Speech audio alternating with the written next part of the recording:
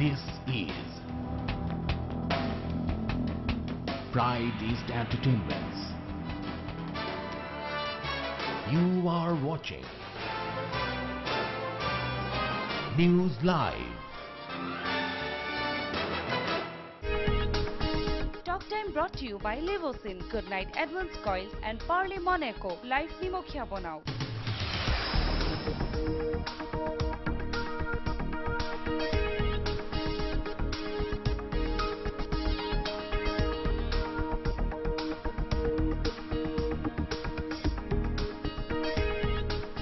Hello and welcome to Talk Time. My guest today is a Netherlands-based social worker and community leader from Assam, Mr. Wahid Saleh, who has been engaged in improving Indo-Dutch relations for more than 40 years now, efforts that have won him a knighthood and wide acclaim. Mr. Wahid Saleh, welcome to my show. Thank you. It's a pleasure to be here. Fine. You have grown up in Jorhat, and from there you went on to study aircraft maintenance engineering in Kerala, and then you landed up in Germany where you went for higher education in jet engines, and then you decided to land up in the Netherlands. So it's indeed a long journey, really. Indeed, I grew up in Jorhat, and since my childhood I always wanted to go abroad. Why? I don't know. There was a yearning. Then my father moved to Nagaland. We went with him. Then from there I studied, I passed my matriculation. Then I went to Kerala. In Kerala, in Ernakulam, I studied aircraft maintenance engineering. You may wonder why all the way to Kerala. Was there But not many institutes used to teach aircraft maintenance engineering those days. In those days, there are only two institutes. One was in Dum. I think now it is called Netaji Subhash Chandra Bose, and other was in Kerala, in Ernakulam. So I landed up there. After my study, they sent me to Munich for higher training in in jet engines. Then I landed up in Munich in one of the coldest winter of Europe. That's how you landed up in Germany? Yeah, that's how I landed up in Germany. We survived, we managed, and then I had first obstacle of my life. It was a big obstacle. When I finished my training, I wanted to appear in the examination, because in aircraft maintenance engineering, you have to have your license and renew it every year. Then the German authority informed me that the jet engines which I was trained, it was not meant for civil airlines in Germany. It is used for military F-104 Starfighter. Okay. So I had to again find out means. But luckily I got an opportunity to go to German Lufthansa Airlines. So I joined German Lufthansa Airlines. But it's an interesting thing that you landed up. You did take your training in jet engines, then you joined Lufthansa because you could not join anywhere else because your course you pursued was basically for German military aircrafts. And now aeronautics didn't seem to fascinate you because you soon moved to the infotech sector and moved into the Netherlands. No, this was in 1968. It is. That was in 1965. It is not completely true. Aeronautics is a fascinating subject. It interests me now also.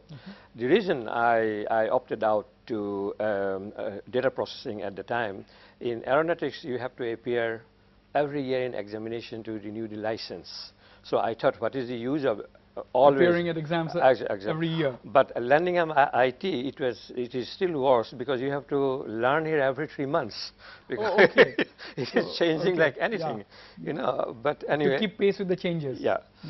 Then while I was working in the Lufthansa German Airlines, I came in contact with numerical control machines. And through numerical control machines, I came in contact with computers.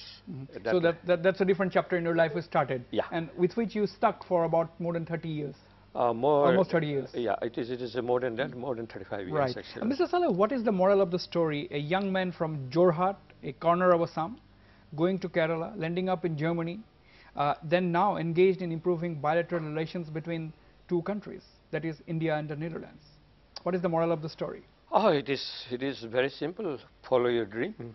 Follow your dream. What was your dream really? I wanted to achieve certain thing in life. If you ask me what, I cannot say. I said, I am stuck here. I knew what Assam was, what India was. I wanted to have something new. Yeah. And aircraft maintenance was something new. Then computer was actually something new. So I was following my dream and working very hard in the shift in Hamburg, and in the evening studying IT. So it was not a cakewalk. It was tough. It was very, very tough. I just give you one small anecdote. See, in Assam, I never worked at home.